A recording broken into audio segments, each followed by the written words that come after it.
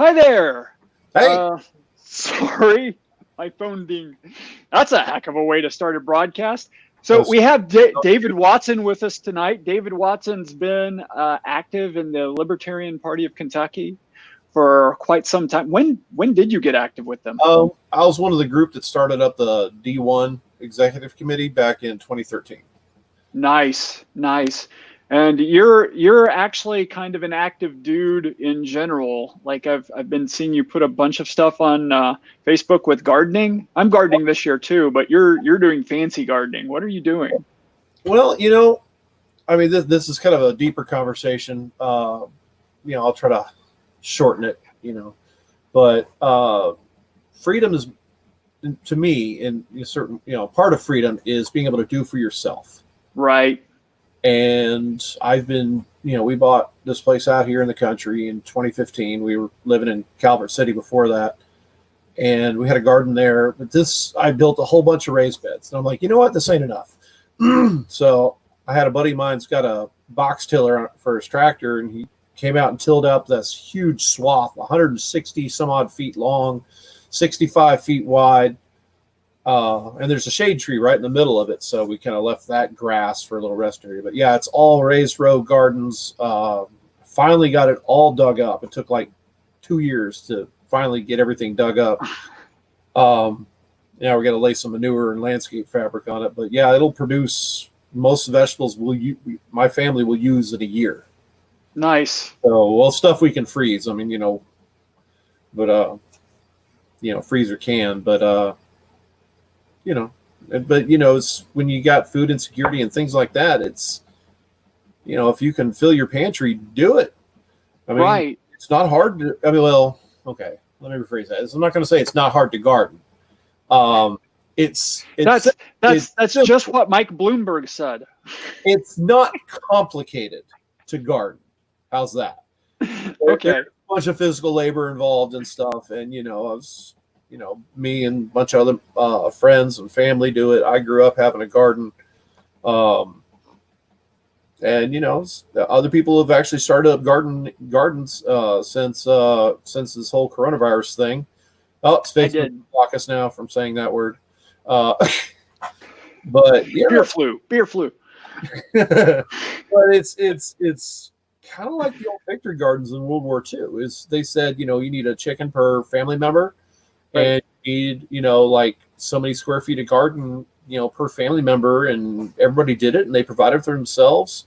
I mean, even in the old Soviet Union, I know this has turned into a longer conversation, but in the old Soviet Union, they had these big planned farms. We're going to grow wheat on these 5,000 acres. In Soviet Russia, wheat grows you.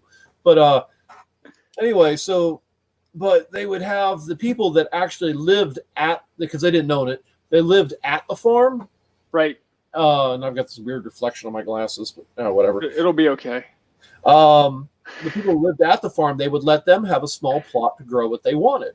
It's kind of like a little bonus.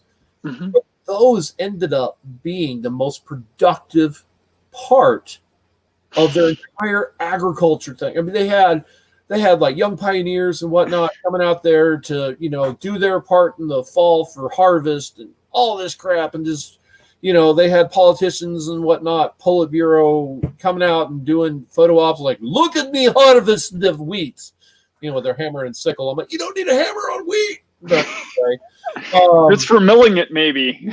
Yeah, okay, that might come in handy later. So, yeah, you could use a sickle to cut it and mill this with a hammer. Yeah, I mean, they wonder why they had famines, but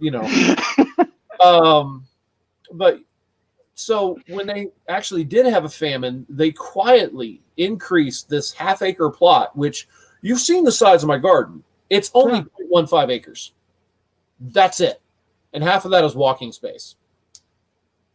That's not even growing space. That's walking paths. Half of it is. So, maybe a little less than half. But anyway, so my brain just went. That's okay. But that happens. They increased this half acre to like an acre and 2 acres, and they would grow it, and they were personally invested in it. And that's what fed the Soviet people through the famine. Right. Now, I know somebody is going to say something.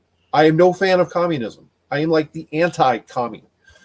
But it just shows, free market, Yeah. privatize the stuff to increase its production. Well, it was in the 1978 Party Congress in China that they started adopting some of the teachings of Adam Smith, and the line they justified that with is, it doesn't matter if it's a white cat or a black cat. If it catches mice, it's a good cat. Yeah, and then somebody said, "What emperor said that?" I remember reading that somewhere. The Chinese Politburo meeting. Deng.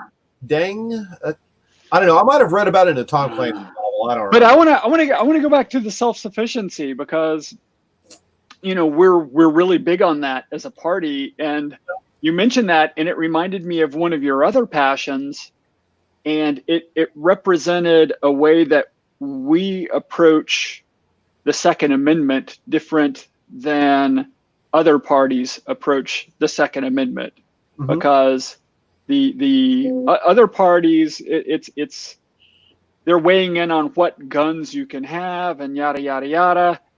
Dave's different, because Dave's on Facebook like, come on out, teach you how to shoot, help you pick your gun. Ding, ding, ding, ding, ding. Maybe I need to learn to play banjo to do that right. But no. Well, see, here's the thing. The Supreme Court's already ruled that law enforcement and peace officers are not duty bound to protect you. They are not. Now, most do. Most will jump in front of a bullet for you. They'll save your butt. They'll drag your drunk butt out of your car that tried to ford a river. Right. And that's awesome. That's great. But they're not duty bound to do so. Now, I live in Marshall County. I live probably 5-6 minutes outside of Benton, so we're not that far from the sheriff's department. Right. But so let's say it's 3 a.m. Somebody tries to break in. It's going to be 20-30 minutes before they get here, even though it's not that far, because they're out patrolling for the most part. They don't have like a reserve force at the sheriff's department or anything. They're just out patrolling. Maybe somebody had a dog barking up in Calvert, or somebody, whatever, meth sale gone wrong in Hardin. That's not picking on Hardin. Okay, I'm picking on Hardin just a little bit, but you're not running there. It's okay. Actually, I am. Oh, you are? Yeah. Oh, my district. No, I know a lot of good people in Hardin. It's just, that's just where it just happens to be located. It's not Hardin's fault. It's, I mean, people in Chicago can't help but be Cubs fans. I don't know. Lost my train of thought. Where was defending your home, because it's going to take too long for them to get there. Yeah, it's what a team. Yeah, it's 20-30 minutes for the police are going to be able to respond. They're not going to show up a SWAT team. They're going to send someone out to go, okay, is this a legit call first? So you are ultimately responsible for your own personal and home security. Right. And it's nice if your neighbors help back you up. Maybe I call my neighbors right quick. Hey, there's some jackwagon trying to steal my camper. I don't know, whatever, or my tractor or something like that. And hey, can you come give me some backup? They, just come run around the pond and bam, they're here. We got a pond right here in our properties, but very nice. Over and hey, maybe we can detain the person until the cops do get here. Have some coffee while we wait. Well,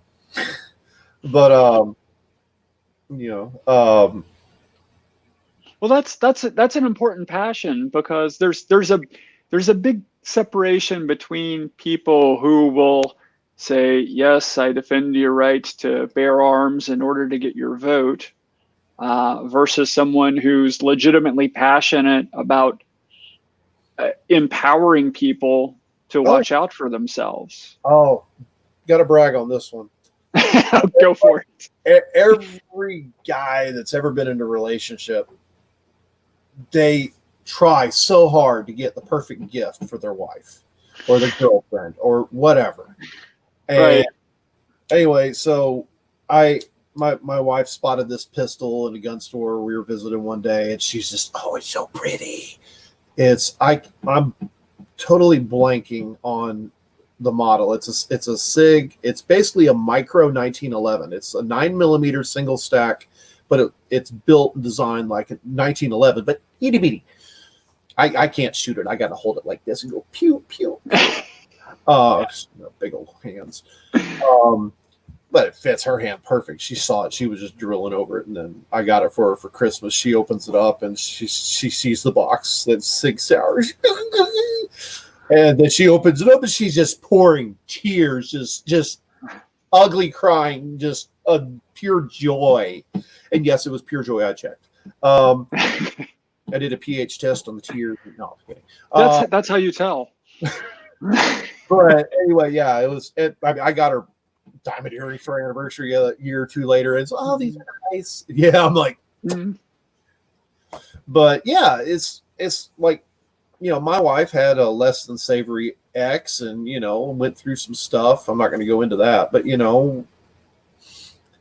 it's, we're not going to name his name or his address or anything. No, we wouldn't do that. Yeah. Those people. I'll write it on a piece of paper and just. No, I'm not going to be that guy. But okay, so I could protect her, or I could enable her to protect herself, and then I also would protect the family and the household and everything else. But also, she's my shooting buddy too. Sure. So, make some pew pew and work on some skills. We've taken tactical training classes together. I've got a lot of other friends. I actually had a friend over the other day. I know, no social distancing, but we limited the number of people. Don't worry, no Rona. And anyway, she had never fired a gun before. I'm like, what? All right, let's go do this. And turns she's kind of apolitical, leans Democrat, and I'm like, oh, we need to put an AR in your hands, really freak out your friends. And she loved it. And it's fun. It's high velocity golf, basically. I mean, you want to put this little thing in that hole that doesn't exist yet over there. You know? It's basically what it is. It's discipline, it's attention to detail, it's knowing your environment, and it can also put food on the table to save your life. Sure. So. Yeah. No, I think that's gorgeous. And one of your guns is named Freya? I don't know. I lost it in a tragic boating accident. We don't need to see Freya. No. Yeah. But tell us where Freya comes from. There's where was this? Was it Viking? Beowulf. Yeah, it's Beowulf. I'm trying to remember the origin of it. It's a Viking tale by Beowulf. They made a movie about it. I don't know, about 10, 15 years ago. They had Angelina Jolie. Wow. Yeah. So, guys, just check it out. Just trust me. Just check it. But Freya was a shield maiden. Yeah, Freya was a shield maiden. Actually, nerd alert. I know more about Beowulf from an episode of Star Trek Voyager than I do from actually watching the story of Beowulf. So you know what I'm talking about, don't you? Yeah. You remember that one? Yeah. Anyway. Not real well, but yeah, she was in the holodeck, and yeah. And Freya was the brave shield maiden. I'm like, I named my Glock Brick for the obvious reasons. It's shaped like a brick, but it works. But a little Psych 101 is Freya, you have some connection with this concept of a shield maiden, and you made sure your wife was able to defend herself and was well trained. Yeah. See, that's a beautiful thing. That's a beautiful thing. We should get to work, because we came here to talk about you wanting to be a constable with all these other fulfilling things in your life. Why constable? What are you doing? Get a badge. No, I'm kidding. No, I got a pin. It's kind of close. I've got right here. I got a pin. Okay. But no, honestly, I mean, I have heard people say, man, it's constable. They don't do squat. They should be doing things. I mean, we have two forms of constitutional law enforcement. Well, actually, let's back up a little bit. I have a quibble. A lot of people, I've discussed it online a bunch of times, arguing with strangers on the internet. And I draw a big, distinct difference between a peace officer and law enforcement. Okay. Peace officers are a constitutional title. And, we're libertarians. We believe in constitutional limited government. I mean, if we have set rules for how the government should function and where its limits are, we need to go by that. If we don't like it, we change it. That's how we got rid of slavery. That's how women got the vote. All these good changes set up to be changed. You want to ban guns? You need to do a constitutional amendment. That's the only way it's going to happen. And it's been known to go wrong. I mean, like there was that time that we changed the Constitution. Yeah. Oops. Yeah, we'll go into that one. I got words to say on that one. We'll do that. We'll do that another day. Oh wait, we do a little of it today, don't we? Yeah, I think that's in there a little bit. Yeah, number 6 on my notes there. Get that? We have notes. Yeah. Actually, this is planned. Word vomit that I turned into an outline. But so law enforcement. What do? They enforce laws. Which laws do they enforce? All of them. Even really stupid ones. Or seemingly stupid ones. I think there's a law in Texas that says you can't carry an ice cream cone in your back pocket. Now, there is a good reason for it. Once I did some research, apparently you can lure a horse to follow you home. If you put it back there and, if a horse follows you home, it's yours. It's not yours. So it was, a benign form of horse thievery. And you know what Texans do to horse thieves. Get a rope, Right. But let's see. But like really dumb laws or laws with no victim. No victim. I mean, how do you commit a crime against yourself? Right. Can I sue myself for wrongful death or harm? I mean, like really. That seems to be like a litmus test. Can you sue the person that harmed you for damages? Okay, yeah. Then that's a crime. If you can't, how is that a crime? Right. So yeah, excuse the hair. It's been 3 months without a haircut. Thank you, Rona. You can get them now. Yeah, I got to get a new barber. Mine retired. Like during the Rona. I'm like, but I'm gonna keep this comment handy. Okay, I got you, Lucio. I'm sorry. Dude, it's me. But what were we on? Law enforcement versus peace officer. Peace officer. So a peace officer is someone who ostensibly keeps the peace. Right. And you're talking to Dave Patterson about that a little bit. Yeah. But a peace officer is someone whose primary job is to protect the rights of the people in their jurisdiction. Okay. Has transgressed upon them, assaulted them, robbed them, defrauded them, whatever. They go investigate this crime and, take appropriate action, whether they, go and apprehend the suspect or the perpetrator and then bring the person to justice or determine, it's a false claim or whatever. A law enforcement officer, a lot of that stuff's revenue generation. It just generating revenue. Oh, your tags are expired. Okay, so I have to pay for a tiny sticker to continue to pay on the road that they won't fix, that, with the tax money I've already given them. Yeah, I mean, that's not the best example, but, a lot of it is just to build up fines to fund the department so they can enforce even more laws, so they can generate more fines. And it's like a snowball effect. I mean, the entire drug war is funded by fines, And civil asset forfeiture. Yeah, exactly. That too. Taking people's money, but without due process. You can't deprive a person of life, liberty, or property without due process. It's in the Constitution twice. Right. Well, 14th Amendment, and I'm fifth. I'm not sure. Brain mush. I shouldn't have eaten all that mac and cheese for dinner.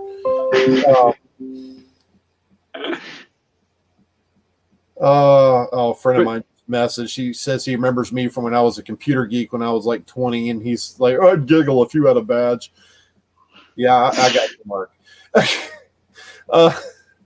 Anyway, so maybe that's my have you talked to any law enforcement about that opinion? Yes, actually, I've got a friend who's in Paducah who's one of the constables, and we actually have had a couple long conversations about that. And he gets it. And my hat's crooked; it's bothering me. There we go. I'm like mirrored and it's in the screen, and it's tricky. It is confusing. Yeah. So. Oh, here's something to remember.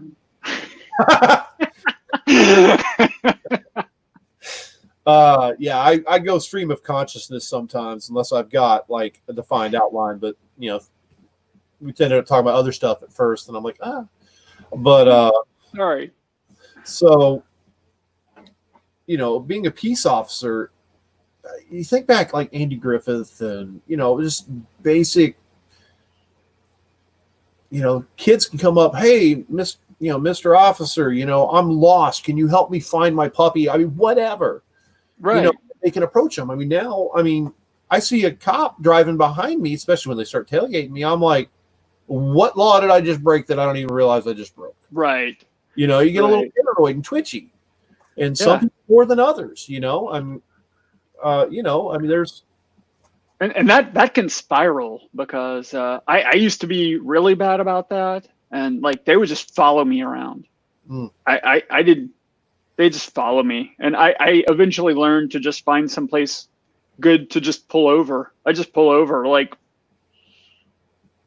you're stopping me or you're not, but you're not just following me around. We'll sit here and stare at each other. I have experienced it where it felt like they were just following me to goad me into doing something.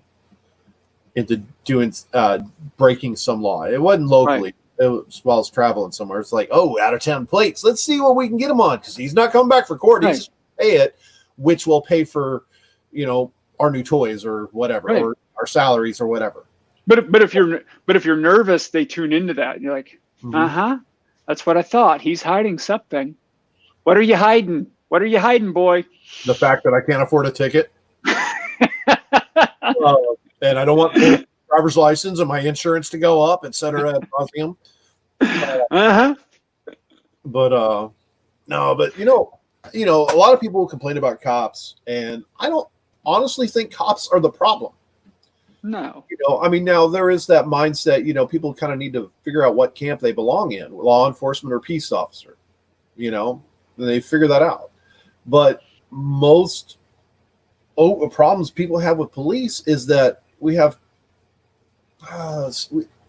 it's really in the cops themselves. It's the laws.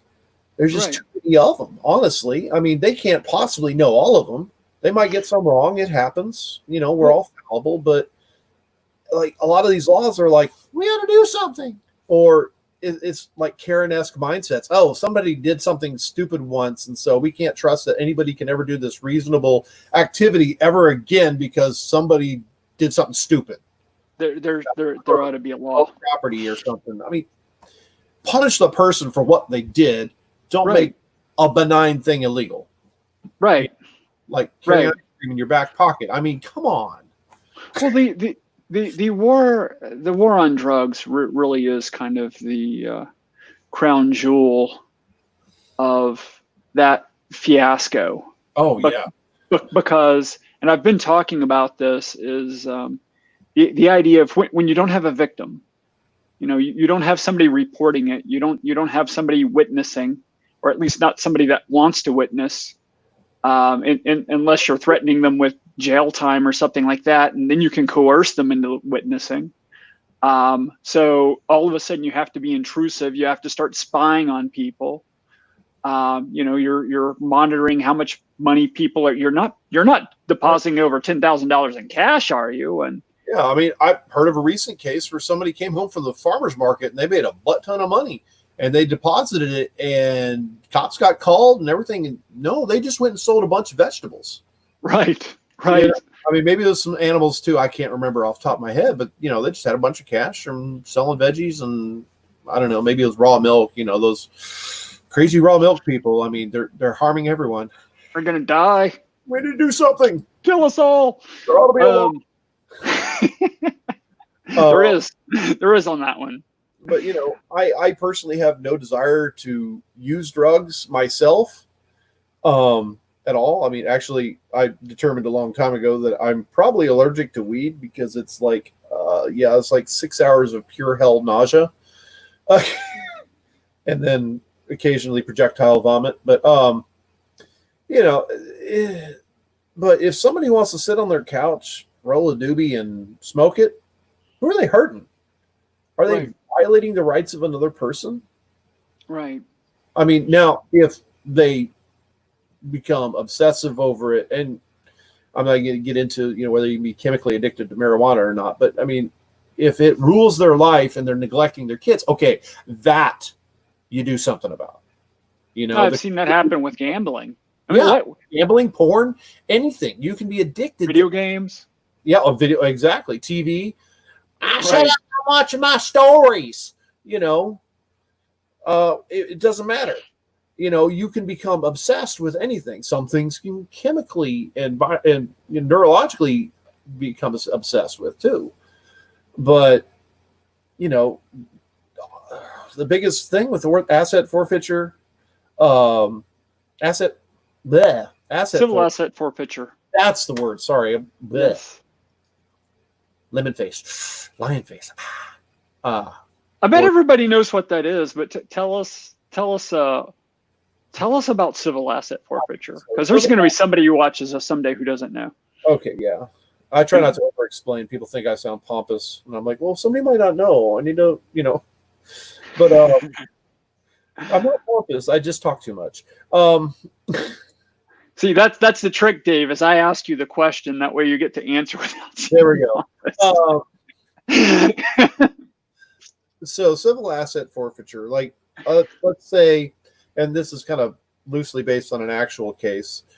Somebody sold a bunch of stuff and was moving to another town, and he had a bunch of cash from those sales. He was going to move to this new town, start a new life. He's not a criminal, had done nothing wrong, and he had something like $35,000 in his vehicle.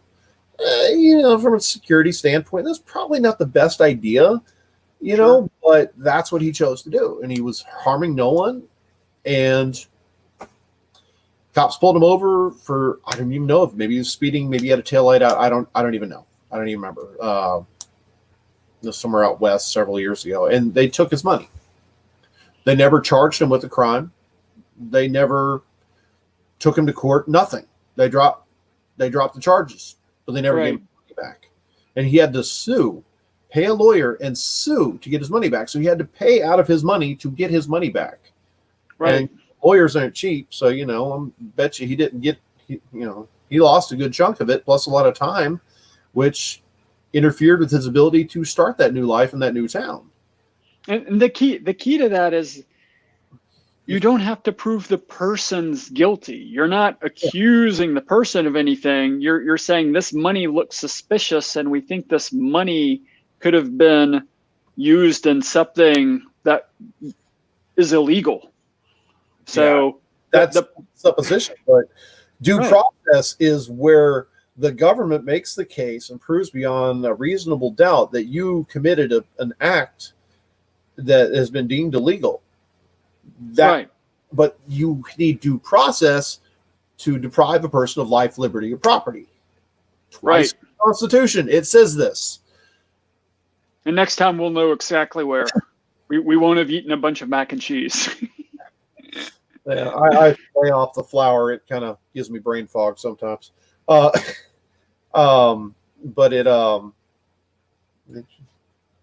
yep, that is terrible. Just see, shiny squirrel. But yeah, I think he eventually got some of that money back, but it took years, and it took a lot of to do it. So I get where they're coming from, why they came up with it. They're like, well, these mob bosses, because, you know, it expanded out of RICO, racketeering and organized crime bill.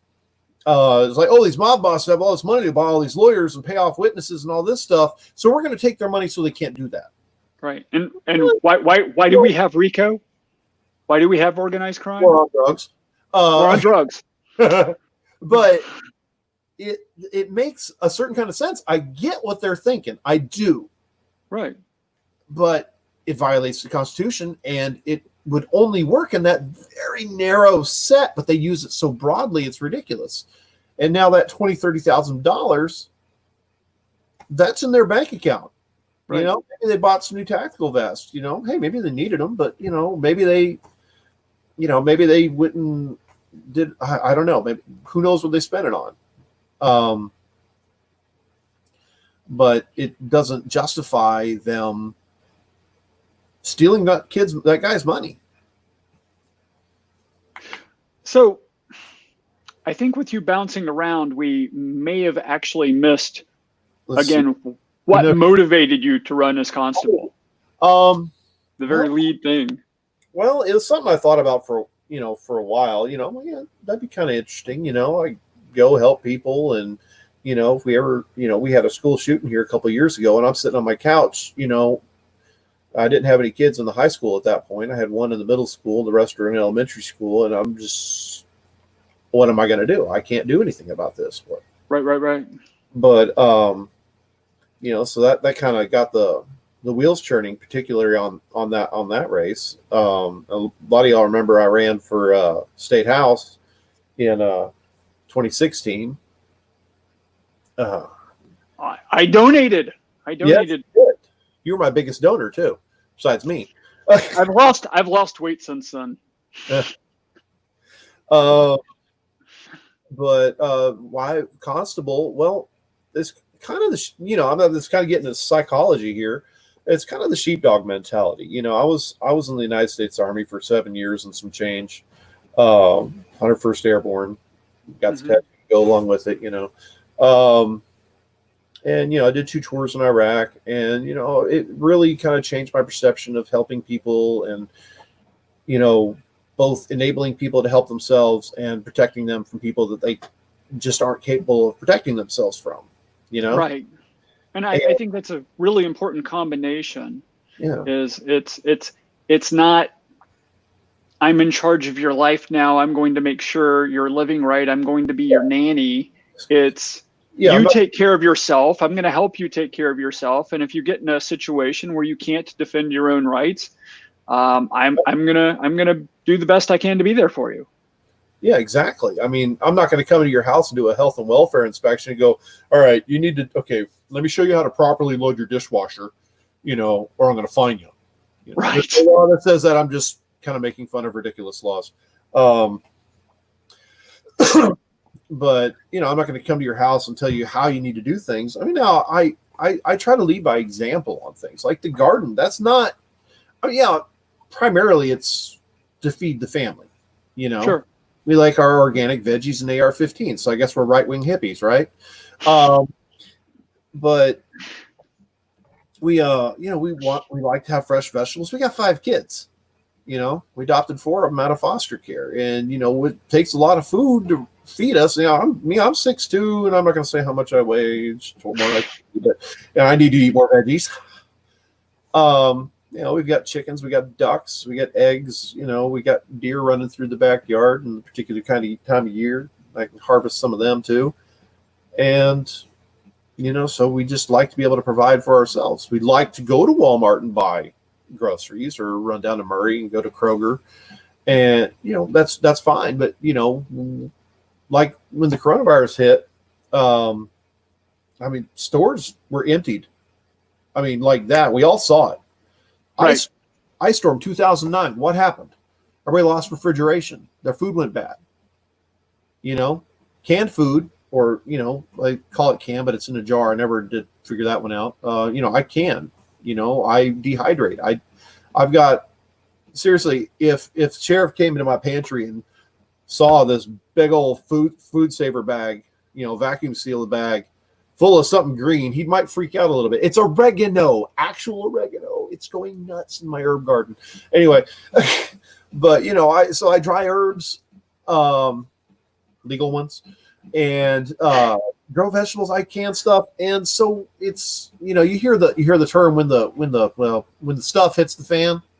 It's not always about when it hits the fan; it's when it hits your fan. Right. So let's just say you lost your job. You got to go through interviews and all that stuff before you start a new job. You got this dead period. Maybe you don't have savings. You don't have a lot of savings. Maybe your air conditioner in your house goes out at the same time. How are you going to feed yourself? Look in the pantry. You've got food stored from last year, or you just bought extra canned goods every week, Right. And right. I grew up that way. So did I. I mean, we had a big old pantry. My grandma did. I come by it naturally, I guess. Excuse me.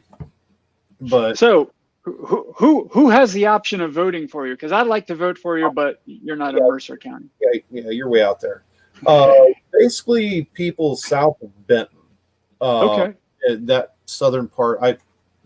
Maps are hard to come by of those 3 districts. There's like one in the courthouse, and I found one online a couple of years ago, but now I haven't been able to find one again. But basically, actually, my neighbors across the street can't vote for me because 408.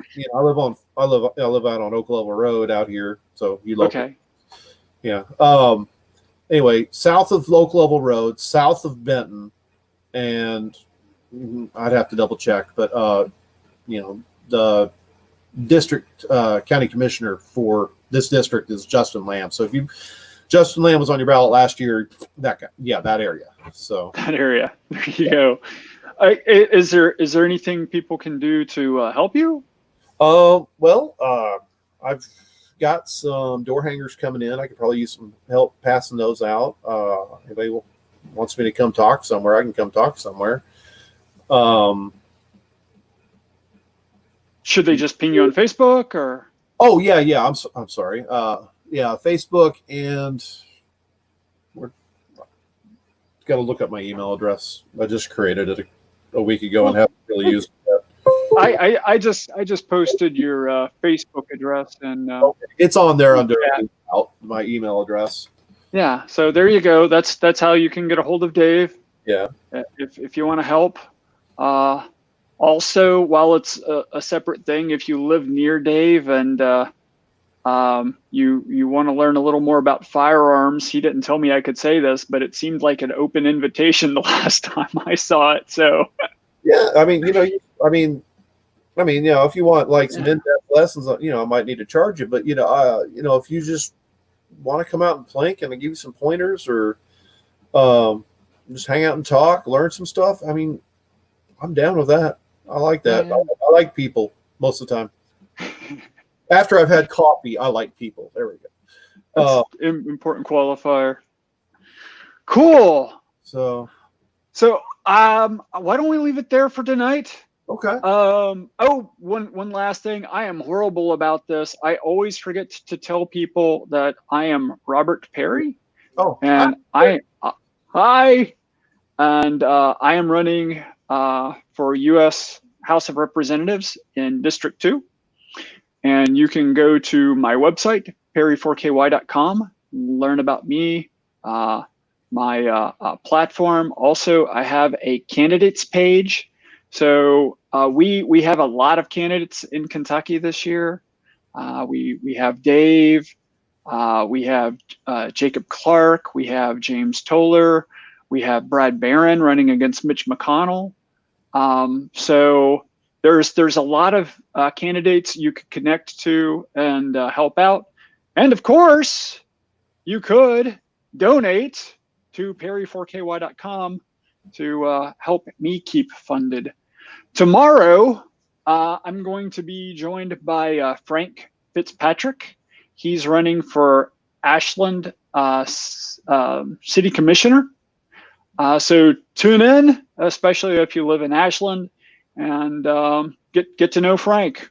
And even if you don't live in Ashland, come meet another libertarian. I think as you meet more of us, you'll you'll see that we're a compassionate bunch, we're an affectionate bunch, and we really are here to empower you and to protect your rights, to protect your liberty. So hope to see you tomorrow. Have a good night.